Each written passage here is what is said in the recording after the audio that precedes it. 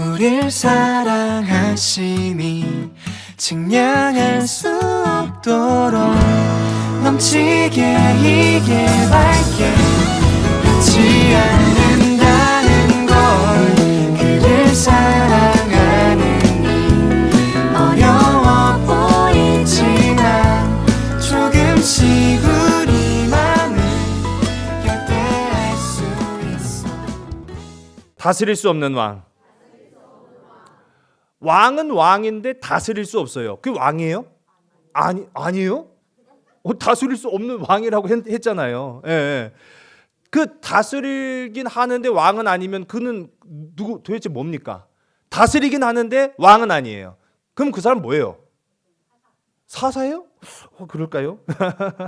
자, 우리 좀 보면은 이제 알게 돼요. 제가 지난 주일 영상 이제 예배를 영상으로 이렇게 편집을 해갖고 올렸어요. 영상 예배를 올렸더니 댓글이 달렸어요. 제 설교에는 웬만하면 댓글이 잘 안 달리거든요. 예. 근데 댓글이 달렸어요. 너무 끔찍하대. 어떻게 닭을 잡을 수 있니? 난 이런 끔찍한 얘기는 두 번 다시 듣고 싶지 않대.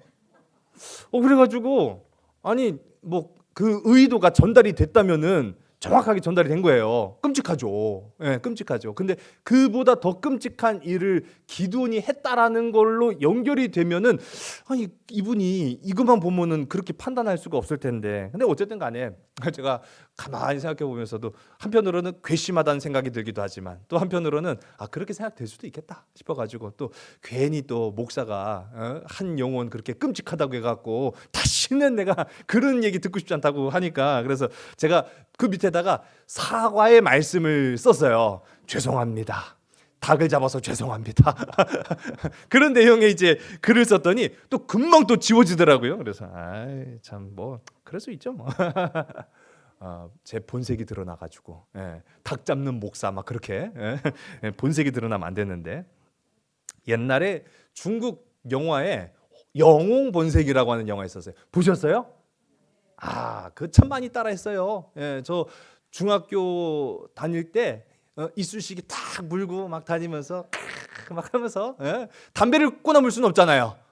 그렇죠? 그 영화에서 막 담배도 막 물고 막 그래갖고 야 담배가 저렇게 멋있는 걸까? 막 그렇게 했는데 중학교 제가 다닐 때였으니까 그래가지고 이쑤시개 막 물고 다니기도 하고 막 그렇게 했는데 본색이라고 하는 것 여러분 뭐 물론 영웅의 본색을 드러낸다는 좋은 의미겠죠. 근데 이제 본색을 드러낸다라고 하는 말의 의미는 그 사람의 본래 성격이나 또는 정체를 숨기고 있다가 결정적인 순간에 그 감춰졌던 본래의 성격이 드러날 때 본색이 드러났다. 그렇게 이제 표현을 하죠. 근데 보통 이제 본색이 드러났다라는 말을 긍정적일 때 사용하는 경우는 별로 못 봤어요. 부정적인 상황에서 그런 이야기를 하죠.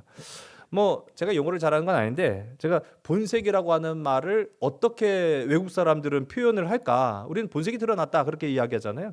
외국 사람들은 이렇게 얘기를 한다고 해요. 제가 정확하게 쓴 건지 모르겠어요. 아무튼 그 본래의 색깔이 나타났다는 거예요. 이 영어로 표현하면 원래의 색깔이 나타났다. 진짜 색깔이 드러났다. 그렇게 표현을 한다고 합니다. 우리 동양의 그림을 동양화라고 부르죠. 서양 사람들의 그림을 서양화라고 부릅니다. 근데 그림은 똑같은 그림인데 그리는 방식이 달라요. 이 동양화 같은 경우에는요. 흰 바탕에 밝은 면부터 칠해 갑니다. 조금씩 진해지는 거죠. 그런데 반대로 서양화는 아예 어두운 부분부터 칠해요. 심지어는 바탕이 시꺼멓게 칠해져 있는 상태에서 그림을 그리는 경우도 있어요. 그게 서양화입니다. 완전히 상반된 방법으로 그림을 그리죠. 근데 또 이 동양화라는 이 방법은요, 이 동양화라는 특색은 틀릴 수가 없어요.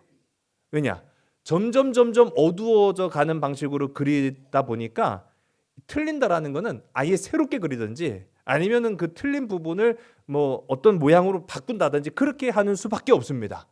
그래서 서양화 같은 경우에는 틀리면 덧칠을 해버리면 돼요. 거기를 그냥 더 어두운 색깔로 확 칠해버리고 또 새로운 그림을 그릴 수 있는 게 이제 서양화의 기법입니다. 나중에 그래가지고 이제 서양 화가들 중에 유명한 화가들 있잖아요. 이게 이 그림이 진품인지 아닌지를 판별하기 위해서 과학적인 방법을 동원을 합니다. 그게 뭐 이제 적외선 반사 기술, 뭐 X선 뭐 촬영 뭐 그런 방법으로 이게 진짜인지 아닌지를 구분하기 위해서 이 과학적인 방법으로 들여다보니까 놀라운 걸 가끔 발견을 해요. 원래 이 그림이 아니었던 거예요. 밑그림은 전혀 다른 그림이었는데 이 화가가 그리다 보니까 마음이 바뀌었는지는 또 몰라도 또 틀려서 그랬는지 몰라도 그림이 원래 의도했던 것과는 전혀 다른 그림으로 이제 나아가는 그런 모습들을 보게 됩니다. 어쨌든 간에 우리가 원래의 그런 성격, 본래의 그런 태도가 어느 순간 드러날 때 우리는 본색이 드러났다. 그렇게 이야기를 해요. 우리 지난 시간에 우리가 살펴본 것처럼 기드온, 하나님이 부른 사사, 일꾼. 그러면 우리가 참 대단하게 생각을 한단 말이에요. 뭐 틀린 말은 아닙니다. 하나님이 그냥 아무나 부르셨겠어요? 그런데 중요한 것은 기드온의 300용사는 참 대단한 인물들이에요. 왜냐? 그 수없이 많은 13만 5천 명이라는 대적을 그 300명이라고 하는 고작 불과 10분의 1도 안 되는 그 인원만 가지고 기드온의 명령을 따라서 가라! 아니 근데 칼은요? 야, 칼들 손이 어디 있어? 한쪽에는 횃불을, 한 손에는 나팔을 불면서 적군을 향해 돌진. 저 같았으면요 미쳤어요. 아니 전쟁하는데 칼도 없이 어떻게 가요? 미쳤어요. 방패도 없이 어떻게 가요? 그랬을 거예요. 그런데요 순종했잖아요. 저는 그래서 기드온의 300용사는 그래도 대단하다. 근데 우리가 또 성경 공부를 하면서 우리가 알 수 있는 인물 의외의 발견이죠. 기드온. 그래서 우리가 알아야 돼요 성경을. 막 어떤 분들은 기드온의 믿음을 주시옵소서. 기드온의 믿음 달라고 하면은 이거 좀 굉장히 위험한 거예요. 선 넘은 거예요. 되게 위험한 거예요. 그러니까 앞으로 이제 우리는 기드온의 믿음 달라고 하지 마시고 기드온의 300용사의 믿음을 주시옵소서. 그렇게 하면 더 좋아요. 자, 근데 이제 우리가 이 사람이 그림 같을 수는 없겠지만은 우리가 이 사사기를 통해 핵심을 찌르는 문제점 하나를 발견하는 거죠. 기드온이 본색을 드러냈다는 거예요. 그 본색이라고 하는 것은 잔인한 성격, 포악한 태도. 이런 모습일 줄은 우리는 사실은 뭐 물론 이미 알고 계신 분들은 알고 계셨지만 성경적 인물이라고 보기에는 좀 거리가 멀잖아요. 그렇다고 한다면 우리 여기서 이제 한 가지 의문을 가질 수 있어요. 하나님은 기드온의 성격이 원래 이랬다라는 것을 모르셨을까? 아셨어요? 알고도 그렇게 쓸 수 있어요? 야, 우리 성도님들 참 대단한데? 난 알고는 그렇게 못 쓸 것 같은데. 결론적으로 말씀드리면 맞아요. 하나님도 아셨다는 거예요.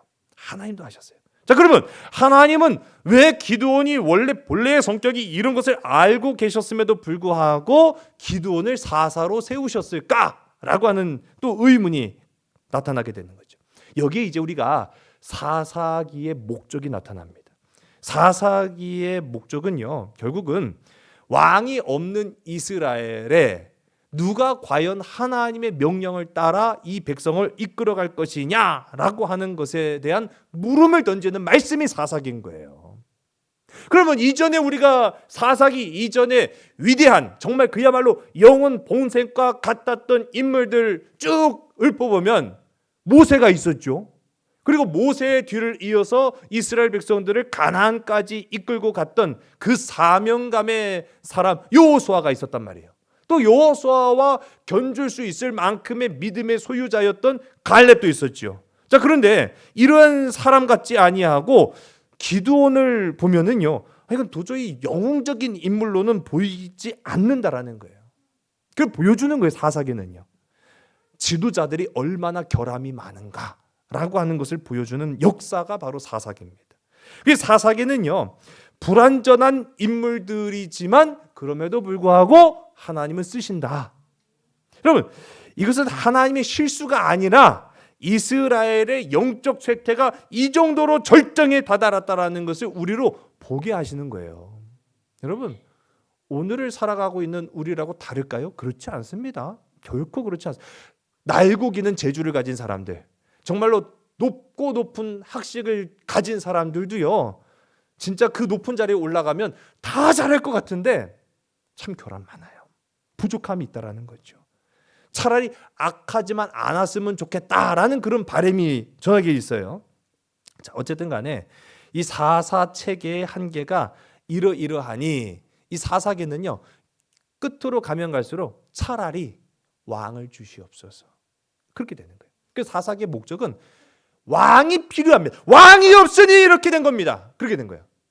왕이 없으니까 그렇게 되는구나. 근데요 왕을 세워요. 나중에 왕을 세워놓고 사무엘상으로 가면은 또 어떤 결론이 나오냐? 왕이 있어도 문제는 해결이 안 된다. 아니 언제는 왕이 없어서 이 모양이 꼴입니다. 그렇게 했더니 왕을 세워놓고 보니까 왕이 있어도 해결이 안 된다. 그렇게 말하는. 아니 어쩌란 말입니까? 결론은 이거예요. 인간의 구원은요 인간 지도자에 있지 않다는 얘기예요. 여러분 죄송합니다. 개인적으로 나는 빨간당 지지한다. 저는 그렇다고 좋습니다. 그렇게 얘기해요. 또 개인적으로 저는 파란당 좋아합니다. 그럼 또 어떤 분들은 전 주황당인데요. 그러면 그렇게 하세요. 예, 괜찮습니다. 자, 그런데 개인적으로 지지하고 나는 이 사람을 찍었습니다. 뭐 하는 거는 저는 상관이 없어요. 그러나 너무 좋아하지 마세요. 너무 좋아하지 마세요.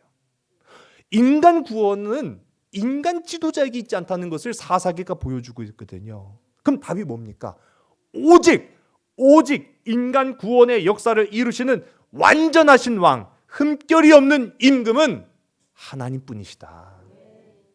우리의 왕은 하나님뿐이시다라는 거예요. 그래 한번 고백해 보세요. 우리의 왕은 하나님이십니다. 여러분 이것이 우리의 삶의 결론이 되어야 된다는 사실이에요. 이걸 좀 우리가 짚고 넘어가면 그나마 기도원을 보고 있을 때 우리 마음이 불편하진 않아요. 얘도 어쩔 수 없는 인간이구나. 그래서 그렇구나. 이렇게 좀 이해가 되는 거죠. 자, 기드온의 본성을 알고도 그를 하나님은 이제 사사로 쓰셨지만 이것이 하나님의 실패가 아니었다. 그리고 오히려 이 기드온의 모습을 통해서 구원의 주도권은 인간에게 있지 아니하고 영원한 왕, 또 우리에게는요 그 영원한 왕이 되신 분이 대제사장이 되시는 예수 그리스도이시다라고 하는 사실을 더욱 강화시키는 겁니다. 이 세상엔 소망이 없어요. 여러분 죄송합니다. 이런 말씀 드려갖고 제가 정치적인 발언이 아니라고 제가 분명히 말씀드려요. 그 어떤 대통령을 대통령 자리에다 올려놔도 거기서 거기에요. 제가 요즘 수요 예배 때 전도서 말씀 함께 나누면서 그 부탁을 드렸어요. 거기서 거기더라. 잘난 놈이나 못난 놈이나 가진 놈이나 못 가진 놈이나 배운 놈이나 안 배운 놈이나 다 거기서 거기더라. 제가 노래도 불러드렸는데 오늘은 못할 것 같아요. 예. 노래까지 부르면은 제 이미지에 큰 손상이 올 것 같아가지고 자 우리의 영원한 왕은 오직 예수 그리스도뿐이십니다. 자 기드온과 300용사가 13만 5천 명이라는 대군을 격파하고 그 미디안의 두 왕의 목을 자르고 또 이렇게 자른다는 표현하면 또 이게 또 오늘 영상 예배 보신 분들이 어떻게 그렇게 잔인한 표현을 할 수 있냐고 또 그렇게 할 수 있을 텐데 어쨌든 죽이고 금이 환영을 합니다. 여러분 백성들이 반응이 어땠을까요? 엄청났겠죠. 여러분 보세요. 미디안에게 그동안에 정말 우리의 피와 같았던 곡식들을 다 빼앗기고 수탈당했던 그 인생들이 이제 구원을 받았어요. 미디안을 물리칠 줄 미디안을 물리칠 거라고는 상상도 못했는데 물리쳤어요. 그러니 얼마나 기뻤겠습니까? 막 열화 같은 환석으로 와 하고 안 해보세요? 모르세요? 가끔 제가 이제 그 북한 방송 그 뉴스로 이렇게 북한의 방송들 이렇게 보면은 그 백두혈통이라고 하잖아요. 김일성, 김정은 또 갑자기 김일성, 김정은 맞죠? 김정일, 김정은 막 그러면서 막 백두혈통 막 지나가면은 막 한 손에는 꽃을 들고 막 양손에 꽃을 들고 와 우리의 위대한 장군 막 하면서 또 이것도 편집되면은 또 괜히 북쪽 찬양했다고 또 할까봐 또 조심스러운데. 근데 그 사람들 보니까요 이게 진짜 시켜서 하는 걸까? 정말 그 사람들이 마음속으로 우러나서 그렇게 하는 걸까? 혼동스러워요. 우리 같은 경우에는 이제 절대 그럴 리가 없잖아요. 아니 저게 사람인데 무슨 마치 신을 본 것처럼 막 막 하는 거. 근데 막 심지어는 이렇게만 하지도 않아요. 막 울어. 막. 아니 여자분들이 우는 것까지는 그래도 감성적이시니까 난 이해가 됐는데 막 남자들 막 하면서 막 눈물 닦고 있는 거 보면은 야 진짜 저 사람들 제정신이 아니네. 그런데요 여러분 진짜 기쁨은 그럴 수 있어요. 지금 13만 5천 명이라는 대군을 물리친 기드온과 300용사가 금이 환영을 했을 때 오늘 성경은 그렇게 표현을 하지 않았습니다만은 얼마나 뜨거운 환호가 있었겠습니까? 오늘 22절의 말씀을 우리 화면을 함께 보시고 있습니다. 시작. 그때 이스라엘 사람들이 기드온에게 이르되 당신이 우리를 미디안의 손에서 구원하셨으니 당신과 당신의 아들과 당신의 손자가 우리를 다스리소서 하는지라. 아멘. 그러니까 얼마나 사람들이 지금 기뻤으면 기드온이 왕이에요, 사사예요? 그렇죠, 사사죠. 사사임에도 불구하고 우리의 뭐가 되어달라고 하는 얘기예요? 왕이 되어줬어 하는 거예요. 근데 왕이란 말이 있어요, 없어요? 왕 되어달라는 얘기는 아니네요. 맞아요, 틀려요? 네. 아이고 잘 생각해 보세요. 제가 아까 말씀드렸죠. 다스리면 뭐예요? 왕이에요, 왕. 그러니까 우리를 다스려 주시옵소서라고 하는 거는 이 22절 말씀에 왕이라고 하는 말이 단어가 언급이 되진 않았습니다. 그러나 왕이 되어달라는 얘기예요. 자, 그러면 이 다스리다 이 히브리어로 마샬이거든요. 마샬. 자, 이 마샬이라고 하는 말이 다스리다라고 하는 건데 그러면 여러분 사사는 다스리는 사람입니까? 아니면은 뭡니까? 다시 질문 드릴게요. 사사는 다스리는 사람입니까? 아닙니까? 아니요? 사사 하나님이 지도자로 세우셨으면 다스려야죠. 사사 다스리는 사람입니까? 아닙니까? 이제 또 감을 잡으셨. 차라리 대답 안 하는 게 좋겠다 싶어가지고 이렇게 말 안 하시는 것 같은데.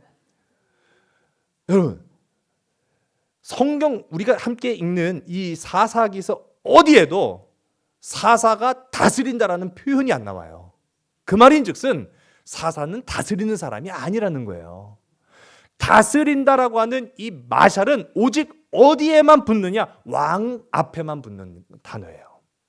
왕만이 다스리는 거예요. 왕만이. 그러니까 이 다스리다라고 하는 것은 왕이라고 하는 것인데 지금 이스라엘 백성들이요 기드온에게 다스려 달라고 얘기를 하고 있어요. 요청하고 있다는 거예요. 그리고 당신이 우리를 구원하셨습니다 라고 이야기해요. 자, 다스리는 거는 누가 하는 거라고요? 왕. 그럼 구원하시는 거는 누가 하는 거예요? 잠시만요. 자, 다스리는 건 누가 하는 거예요? 왕. 그럼 구원하시는 건 누가 하는 거예요? 오늘 제 원고 보셨어요? 설교 원고를 보신 것 같아 꼭? 그렇죠. 맞아요. 다스리시는 분은 왕이고 구원하시는 분은 하나님이에요. 그러나 하나님은 이 두 가지를 다 하시는 겁니다. 그런데 다시 한번 봅시다. 기드온이라고 하는 이 사람은 다스리는 자입니까? 아니죠. 그럼 구원하는 자입니까?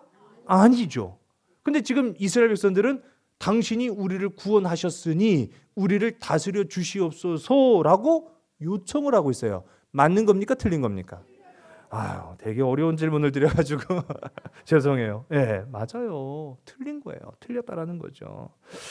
참 이스라엘 사람들의 생각도 지금 굉장히 많이 잘못되었구나라는 걸 우리가 보게 돼요. 심지어는 우리 지난 7장에 미디안 적진에서 미디안 진영에서 기드온이 살금살금 밤에 가갖고 미디안 적군의 이야기들을 엿듣습니다. 근데 그 적군들이 지난 밤에 꾸었던 꿈 얘기를 막 하는 거예요. 야, 보리떡이 나왔어 막 하면서 그런 얘기를 하는데 그때 미디안 적군이 뭐라고 했느냐? 야, 그건 하나님의 역사야. 하나님이 하시는 거야. 하나님이 기드온을 쓰셔서 우리를 죽이시려는 거야. 야, 이거는 진짜 100점짜리가 아니라 200점, 300점짜리 정답을 말한 거예요. 그것도 적군의 입에서. 지금 보세요.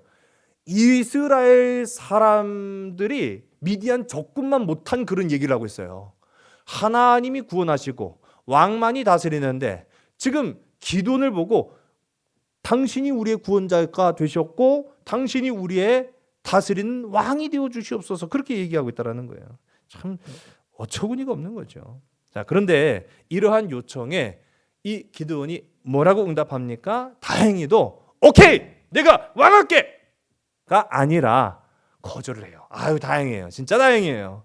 그런데 찜찜함이 남아요. 우리 23절의 말씀을 우리 함께 읽습니다. 기드온이 그들에게 이르되 내가 너희를 다스리지 아니하겠고 나의 아들도 너희를 다스리지 아니할 것이요 여호와께서 너희를 다스리리라 하니라. 아멘. 아휴, 전 진짜 막 가슴을 쓸어내렸어요. 이 기드온이라고 하는 놈이 또 그 입에서 그냥 내가 다스리겠다 그러면은 어떨까 싶어가지고 다행히도 그렇게 안 했어요. 나도 안 다스리고 내 아들들도 다스리지 않고 오직 하나님만이 다스린다라고 하는 진짜 정답을 이야기해요. 자, 그런데 제가 찜찜하다고 했죠. 근데 지금 이 대답을 하면서도 기드온이요 잘못된 거를 바로 잡질 않아요. 아까 이스라엘 백성들이 뭐라고 말합니까? 당신이 우리를 다스려 주시옵소서 왕이 되어달라 하는 것 팩트 체크하니까 이건 잘못된 거예요. 그렇죠? 또 당신이 우리의 구원자가 되셨습니다. 구원자는 하나님이신 거예요. 그런데 당신이 우리 구원자라고 얘기를 한 거니까 이것도 팩트 체크를 해보면 틀린 거예요. 그러니 나 왕 안 해. 나 왕 안 합니다. 무슨 왕이에요? 왕은 오직 하나님이시죠. 그거는 바로 잡았어요. 그런데 뭘 바로 잡지 않았어요? 그렇죠. 구원자는 하나님이신데 잘못 그 위험한 얘기예요. 구원자는 하나님이십니다. 내가 구원자라니요. 그 얘기를 했었어야 되는데 이 부분을 바로 잡지 않았다는 얘기예요. 그러니까 머릿속으로는 뭔가 은근슬쩍 기분이 좋은 거야. 내가 구원자? 기분 되게 좋다. 우리가 이제 말씀을 보면은요. 기드온이 하나님의 영광을 드러내야 하는 그런 상황 속에 은근슬쩍 자신의 욕망을 싹 끄집어내는, 그래서 하나님의 영광 옆에다가 자신의 이름을 집어넣는 그런 경우들을 봤죠. 미디안의 사명용사가 13만 5천 명의 적진을 향해 달려갑니다. 그때 기드온이 가르쳐 준 게 있어요. 너희는 이렇게 해라. 여호와의 영광을 위하여 돌진. 잠깐만. 이거 좀 뭔가 좀 아쉽다. 여호와의 영광을 위하여 옆에다가 기드온의 영광을 위하여 다 같이 넣자. 그럽시다. 그러니까 그들이 어떻게 얘기해? 여호와의 영광을 위하여. 또 한편에서 기드온의 영광을 위하여. 아니 지금 이 일은, 이 역사는, 이 기적은 누가 베푸시는 거예요? 아니죠. 기드온이죠. 하나님이에요, 기드온이에요? 헷갈리지 마세요. 하나님이죠. 이 구원의 역사는 하나님의 영역인 거예요. 그런데 지금 기드온은 은근슬쩍 거기다가 자기 이름을 더 올려놓은 거예요.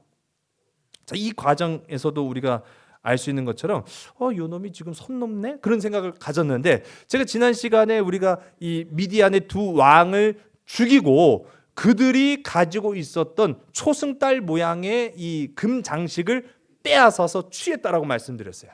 그 말씀이 이제 그 말씀으로 끝맺었죠. 근데 그 초승달 모양의 금장식이 사실은 미디안의 왕을 의미하는 겁니다. 근데 그걸 가졌다라는 것은 나도 뭐가 되고 싶다? 왕이 되고 싶다. 왕이 되고 싶었네 이 자식. 그럴 때 뭘 아니라고 그렇게. 이게 도대체 무슨 심리일까요? 지금 이스라엘 백성들은 우리를 다스려 주시옵소서, 우리의 왕이 되어 주시옵소서 했는데 그 앞에서는 아니야. 나 왕 안 한다니까. 누구 왜 왕을 해? 나 왕 안 해. 그렇게 하는 그 심리는 무엇일까? 본색은 다 드러냈어요. 네가 왕이다. 나 왕하고 싶다. 그렇게 했는데 겉으로는 아니라는 거예요. 이게 도대체 이해가 안 가는 얘기죠. 제가 그러면서 도대체 이 심리가 무슨 의미일까라고 생각하다 보니까 공교롭게도 우리 역사에 딱 맞아떨어지는 인물 하나가 있습니다. 여러분 혹시 영조 임금 아세요?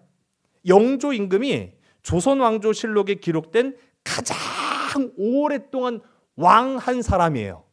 지금 가로친 이제 숫자가 1724년부터 1776년까지 살았다는 게 아니라 그 기간 동안 왕으로 다스렸다는 얘기예요. 무려 52년을 왕으로서 통치를 합니다. 52년. 근데 이 영조가요 52년 동안 통치한 게 중요한 게 아니라 그가 83세까지 살아요. 조선 시대에 가장 오래 산 임금이야. 그 평균 수명이요 45세입니다. 조선의 임금들의 평균 수명이 45세인데 이 영조 임금은 무려 2배 가까이 되는 83세를 살아요. 그리고 왕으로 있던 52년 동안도 평균 임금들의 수명보다도 오래 통치를 한 사람이에요. 이렇게 오래 다스린 사람이 이제 영조입니다. 자, 그런데 이 영조가요 유명한 게 있어요. 이 영조라고 하는 사람의 이 말에 유명한 게 있어요. 뭐냐? 나 왕 안 할래. 안 해! 나 왕 안 해! 제가 이렇게 말씀드려서 또 너무 강한 어조로 그렇게 말씀드렸는데 뭐 왕이 영조가 그렇게 표현은 안 했겠죠. 근데 어쨌든 간에 왕 안 한다고 했어요. 왕인데 이미 왕인데 신하들 앞에 나 왕 안 할래. 안 해. 그 왕 안 한다고 해요. 이게 진짜 실록에 기록이 됩니다. 여러 차례 기록이 된 거예요. 왕위를 물려줄 수 있어요. 왕이 자기 아들한테 야 이제 나 할 만큼 했으니 이제 네가 왕 되라. 그래갖고 왕위를 물려줄 수 있어요. 우리 뭐 가까운 이웃은 아니죠. 저 멀리 영국에 엘리자베스 여왕이 100세가 넘도록 사니까 그 아들 찰스 그때는 왕세자였죠. 70이 넘고 80이 다 돼가는데도 가장 전 세계에서 나이 많은 늙은 왕자. 그 왕자라고 하면은 다들 그냥 백마 타고 이렇게 막 젊고 막 그 아름다운 그 왕자의 이미지를 완전히 박살내버린 찰스 왕세자. 80이 다 됐는데도 우리 어머니가 살아있으니까 내가 왕을 못하고 있는 거예요. 근데 그것도 얼마든지 물려주면 돼요. 양위라고 하죠. 내가 이제 왕위에서 내려가겠다. 이제 네가 다스려라. 그럴 수 있어요. 조선 왕조에도 그런 사례가 있었습니다. 그러니까 뭐 좋은 방법이 됐든 아니면은 나 이제 건강상 이유 때문에 못 하겠다. 그런 식으로 했든지 간에 양위를 한 경우는 있어요. 그러니까 영조가 나 이제 왕 안 해. 그러면 왕위를 물려주겠다는 얘기잖아요. 그런데요. 왕위를 물려주겠다고 해놓고선 계속 왕을 해. 도대체 이게 뭔가 싶어요. 그러니까 도대체 언제 이 영조가 나 왕 안 해 하고 봤더니 이 노론과 서론이 이제 우리로 따지면 이제 여당 야당 있잖아요. 정치 싸움을 막 해요. 그러면 막 이게 뭔가 일을 못 하는 거예요. 왕이 가운데서 중재를 하려고 해도 막 이 사람은 이 사람 자기 말 맞다고 그러고 저 사람 말 맞다고. 그게 해결이 안 돼. 그러면 그때 갑자기 영조가 모자 팍 집어던지 나 안 해. 나 왕 안 해. 니들이 알아서 해. 그러면요. 갑자기 이게 뭐지? 그렇게 되는 거예요. 갑자기 왕이 왕 안 하겠대. 그러면 통촉하여 주시옵소서. 그렇게 되는 거예요. 이것도 이 신하들이요. 임금님 이번에 이게 정책을 펼쳤는데 이게 반대가 너무 많습니다. 전국 각지에서 상소가 이렇게 막 빗발치도록 올라옵니다. 그러면 용조가 또 나 안 해. 나 왕 안 해. 그러는 거예요. 그러면 또 통촉하여 주시옵소서. 또 이게 자신이 막 이거 좀 해봐야겠다. 싶은 정책이 있어갖고 야 이번에 이거 하려고 하는데 어떻게 생각하냐 그때 그건 좀 그렇게 하면 나 안 해. 나 지난번에도 안 한다고 했는데 니들이 말려갖고 나 갱신이 그냥 지금 이거 왕하고 있는데 나 안 해. 그러면 또 통촉하여 주시옵소서. 그래가지고요 이 실록이 기록된 것만 여러 번이더라고요. 근데 이 사람이 나 왕 안 해라고 할 때마다 이 사람의 왕위가 강화가 되는 거예요. 임금님 하셔야죠. 임금님 말씀 듣겠어요. 그러니까요 재미 들렸나 봐. 뭐가 안 될 것 같기만 하면 나 안 해. 그러면 다 되거든요.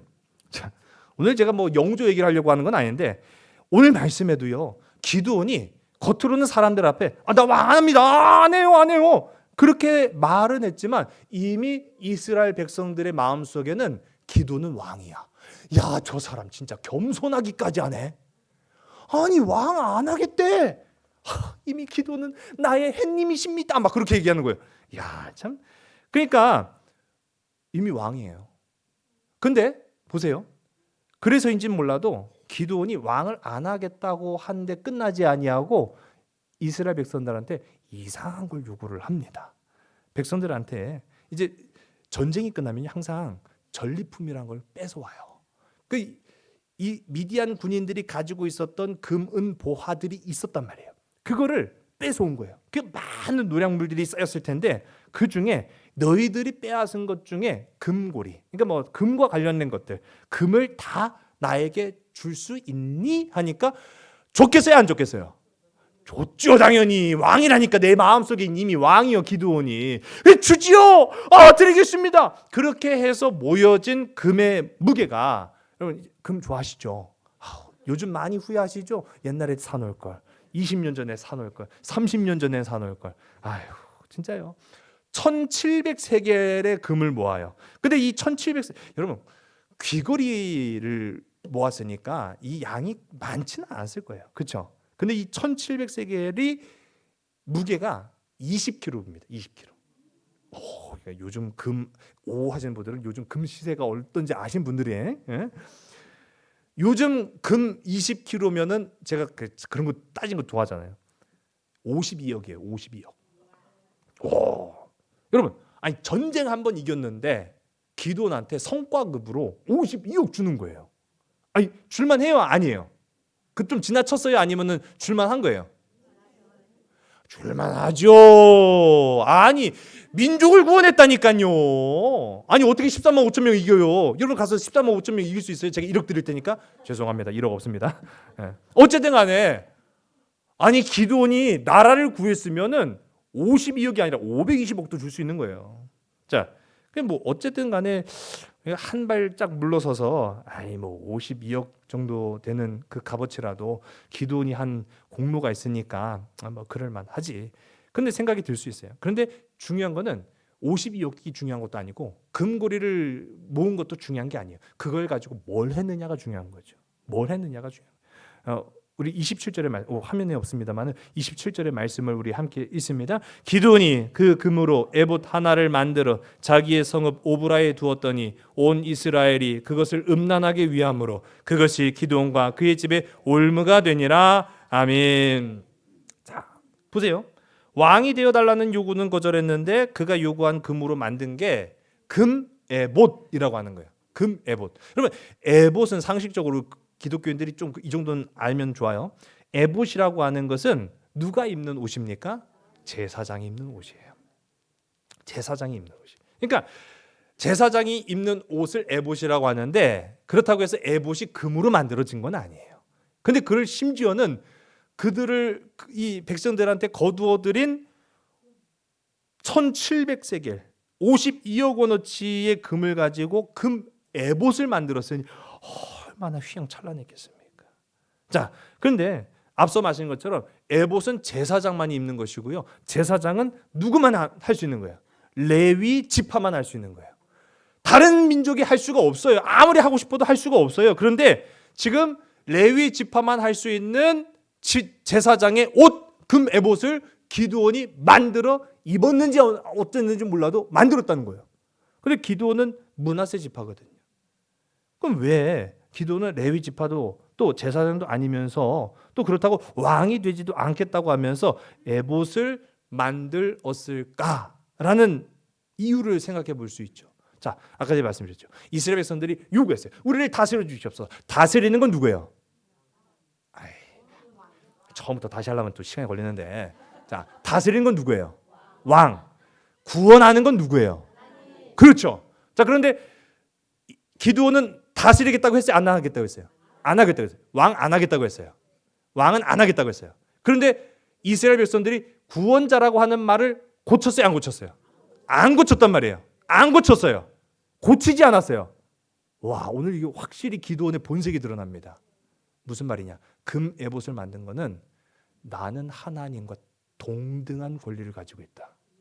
내가 하나님이다. 나를 통하지 않고는 하나님을 만날 수 없다. 그 얘기예요.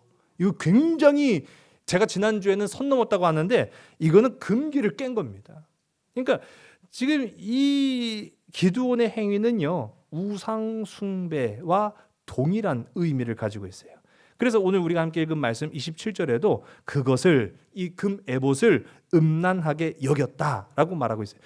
음란이라고 하는 표현을 씁니다. 우리 성경을 보면은요. 하나님을 버리고 우상 숭배를 한 행위를 간음 또는 음란이라고 하는 거예요. 왜? 여러분 평생을 한 명의 배우자만을 봐야 되는데 자꾸 견눈질하는 거예요. 아, 저 남자가 잘생겼는데 차은우 얘기하면 안 되지. 요즘 좀 예민한 문제라. 예. 아, 저 남자 잘생겼는데 저 여인이 이쁜데, 그러면은 이 결혼한 사람으로서는 아주 심각한 결격 사유를 가지고 있는 거죠. 그것을 성경은요, 영적 간음이라고 이야기하는 거예요. 하나님만을 봐야 되는데 금 에봇을 쳐다본다고요? 여러분 보세요. 불과 얼마 전까지만 하더라도 기드온의 집이 오브라예요. 이 오브라에는 뭐가 있었느냐? 바알 제단이 있었고요, 아세라 상이 있었어요. 그런데 하나님의 명령으로 바알 제단은 무너뜨렸고 아세라 상은 쪼개버렸어요. 그런데 이 단 한 번의 승리로 기드온이요, 거기다가 바알보다 더 센, 아세라보다 더 센 금 에봇을 세워두었더라. 나는 하나님이다. 내가 하나님이다. 내가 왕이다. 그 얘기를 하는 거예요. 저는요, 여러분, 이 얘기가요, 기도원 얘기가 아닙니다. 우리 얘기예요.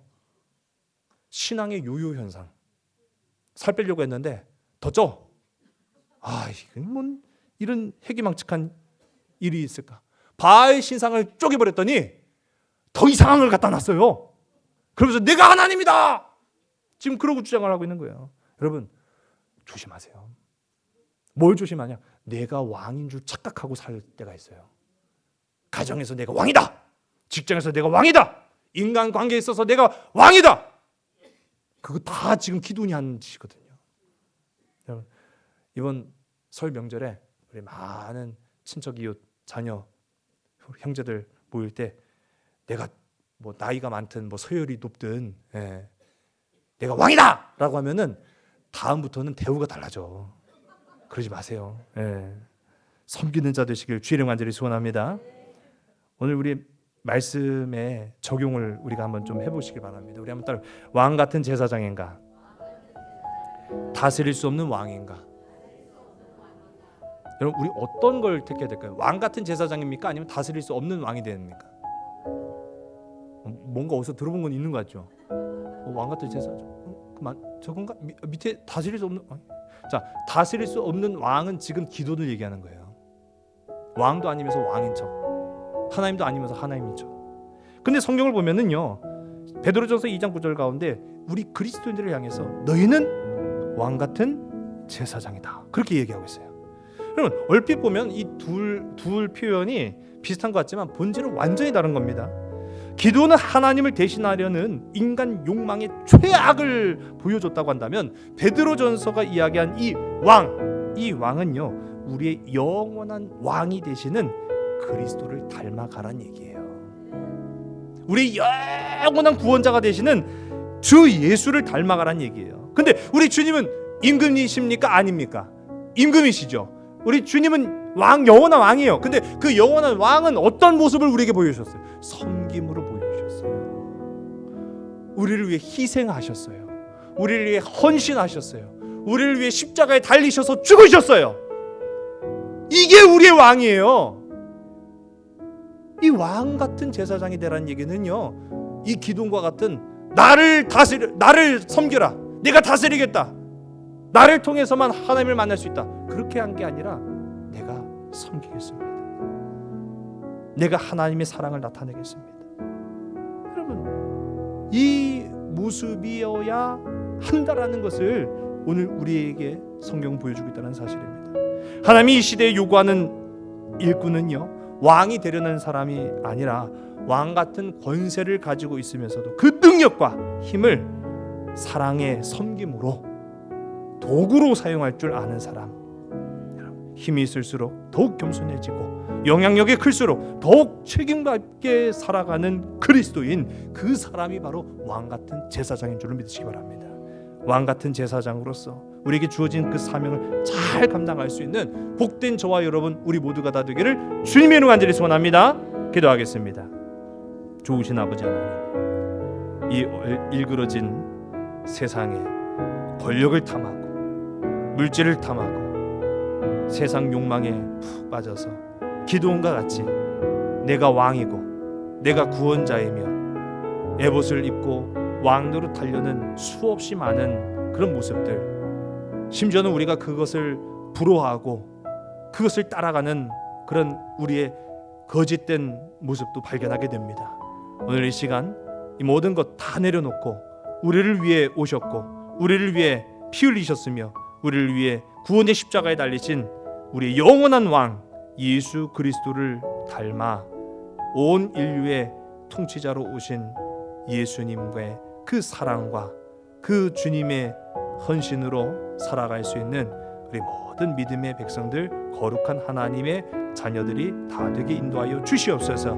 이제 명절을 통해서 오고 가는 발걸음들이 있습니다. 가족들 간에 모일 때 그 섬김의 도로 섬기게 하옵시고 그 넉넉한 사랑으로 품게 하여 주시옵소서.